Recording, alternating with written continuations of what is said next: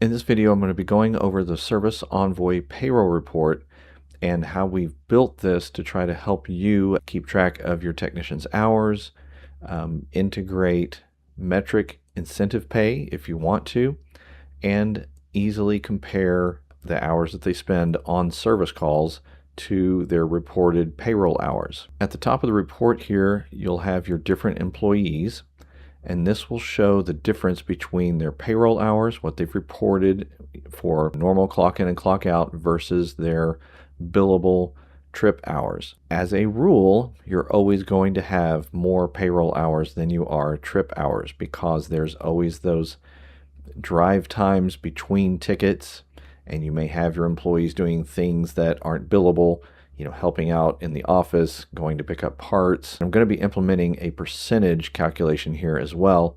That'll allow you to look at your different employees and compare the percentages just to make sure that you don't have an employee fluffing their hours. I use this app to manage my contracting business, which is what you would be using this for, as well as my local business. In this report, you'll see two different sets of hours, and that's just because I'm tracking two different companies. What you're going to have access to is just tracking hours for your one company. If you do have a need for tracking hours for two different companies, then let me know, and I may be able to enable that for your particular account. Our local company also does tips because we are a customer-facing company, so the tips portion is not something that you will see on your side. Your pay period end date will auto-calculate. You'll be able to go into your payroll settings and assign several different items that will determine what the pay period end dates are.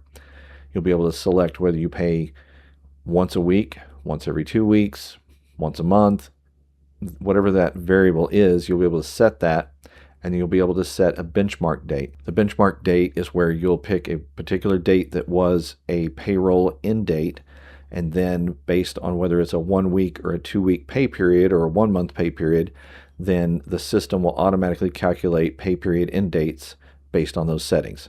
So it gives you the ultimate flexibility to customize this for your company. The payroll end date at this particular time of filming ended on the 28th, and today is actually March the 4th. By default, it's still loading the 28th because the system knows that you as the owner are going to be running payroll a few days after the pay period end date. Your employees, if they load their payroll report, they're going to see just the hours that are theirs. They can't see other employees, and their date is going to automatically flip to the next pay period end date as soon as March 1st rolls around. I've really tried to build this based on what an employee needs to see versus what the owner needs to see. The next section is going to be your employee payroll summary. This is what you'll actually use to give to your payroll company, or that you'll enter into whatever payroll software that you use. This is a total of all the detailed timesheet entries, which we'll cover next. So it's going to show the first week regular hours, any overtime hours, week 2 regular hours, week 2 overtime hours, total regular for the entire pay period, and total overtime. And then of course total hours will be total regular and overtime summed together. And in this particular payroll, we don't have any overtime at all, so these numbers are going to match. In the software, you have the option to let your employees mark holidays. If they stayed overnight in hotels, they can mark that on their timesheets. If you have standby hours, that's an option. If you have an employee that you're paying basically to be available, these are just optional things. You don't have to use them, but they are there so that if the employee selects those and you have implemented that in your company, then you'll be able to actually see those markings here. The tips column you won't see, that's just on our side.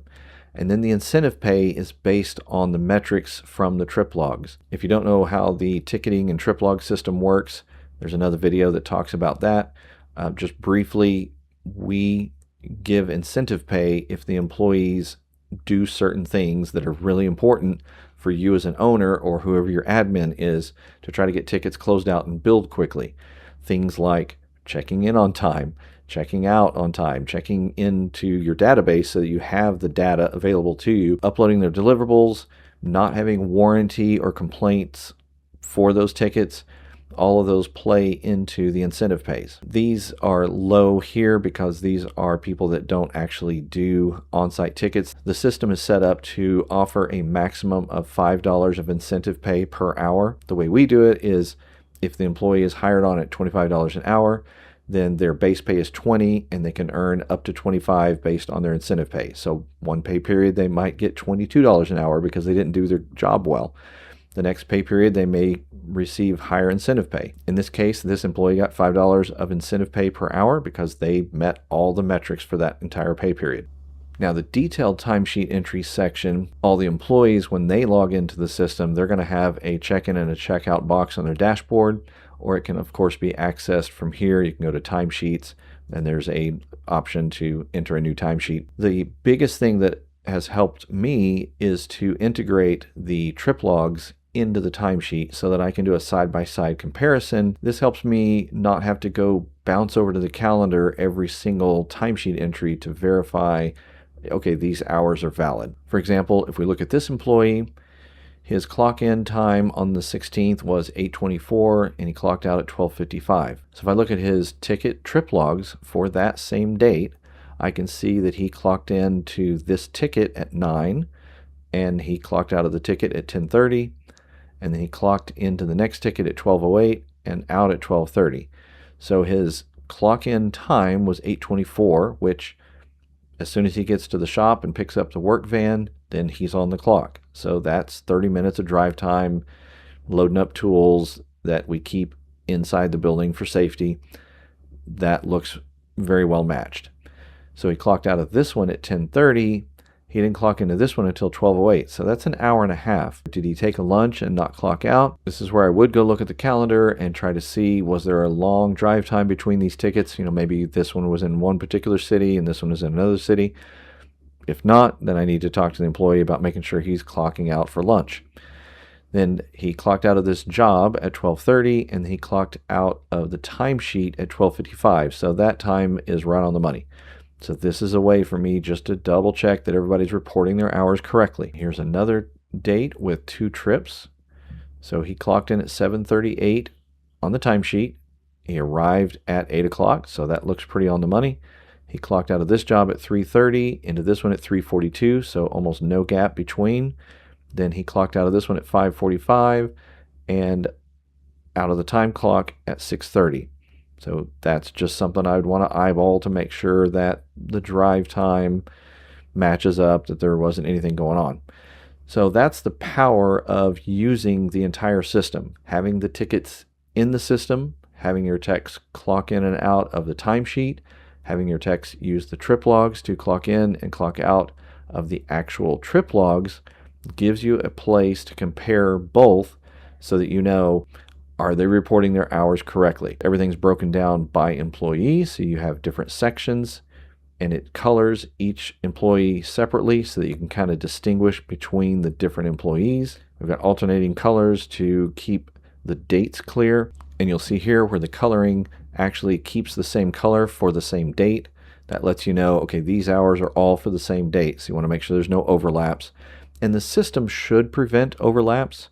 If they try to log in or add a new timesheet entry manually, the system is going to tell them, hey, this overlaps with another timesheet. I've built this to try to avoid errors, avoid duplicates, give you visual cues, and give you the comparison between time clock and ticketing.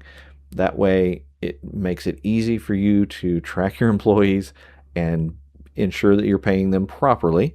You know, there's times I find where an employee forgets to do a timesheet entry and I have to add it in. So this organizes it really well and helps you to prepare for payroll. The payroll settings are going to be under your admin page. You'll go to admin. Obviously, I have a lot more settings because I'm the creator, but you're going to have a payroll settings link here. And this is where you'll select your pay frequency and last pay period end date that you pick. And this is basically the benchmark date that you'll set. And once you've done that, then that'll adjust when you go to the payroll report, what pay period shows up. Hope that helps, and let me know if you have any questions about the app. I'll see you in the next video.